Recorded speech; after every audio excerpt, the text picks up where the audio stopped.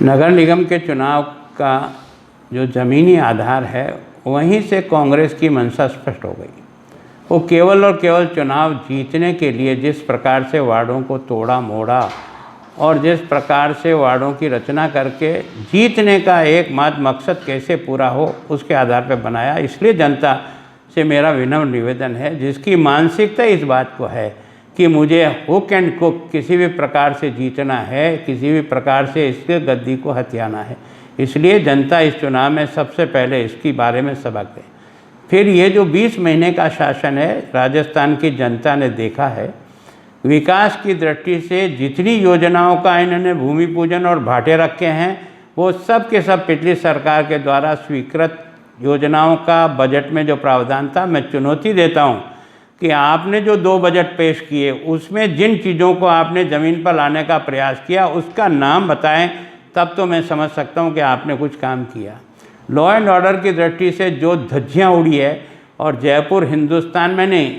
आज नंबर 1 पे क्राइम की दृष्टि से जा रहा है, जिसका कोई धनी दोरी नहीं है। और रोज़ाना की घटना आपको और मुझे दहलाने वाली घटना है जिस प्रकार से हो रही है, उसका एकमात्र कारण है कि गृह विभाग मुख्यमंत्री के पास होने से उनको उसकी मॉनिटरिंग करने का समय नहीं है और ये डिपार्टमेंट बिना मॉनिटरिंग के नहीं चल सकता। मैं सोचता हूँ महंगाई ने जिस प्रकार से कमर तोड़ी है और विशेष करके बिजली के बिल ने जिस प्रकार से करंट मारा है, मैं सोचता हूँ कि कोई भी उपभोक्ता ऐसा नहीं बचा होगा जिसको इसका करंट नहीं लगा होगा। केवल और केवल जनता से ये कहना कि हम बिजली का कोई बिल नहीं बढ़ाएंगे और फिर इन गलत रास्तों के आधार पर जो बिजली का बिल बढ़ा करके जनता को जो मारा है, मैं शहर की जनता से निवेदन करता हूं कि केवल इसी एक बात पर ही अगर आप कांग्रेस को सबक सिखाना चाहते हैं तो ये चुनाव का समय है जब आप उनको सिखा सकते हो।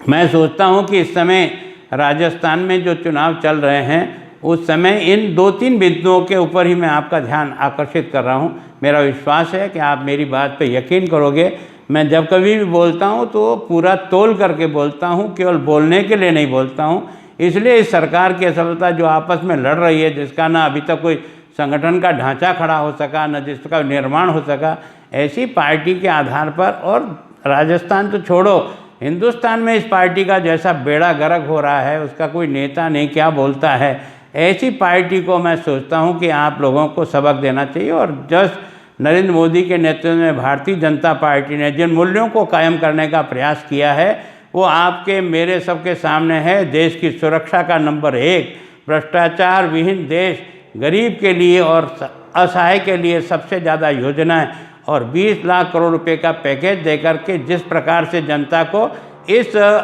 कोरोना की महामारी में फिर से खड़ा होने का जो संकल्प लेकर के आगे बढ़े हैं, आत्मनिर्भर भारत उसका हमारा और आपका सबका सपना है। मेरी विनम्र प्रार्थना है कि ऐसी पार्टी जो देश को आगे बढ़ाने का मन का संकल्प पूरा करने का प्रयास करें, उसको पूरी मदद करें, सहयोग करें, कमल खिलाएं और हम सब लोगों को आशीर्वाद दें। इतना ही आपसे निवेदन।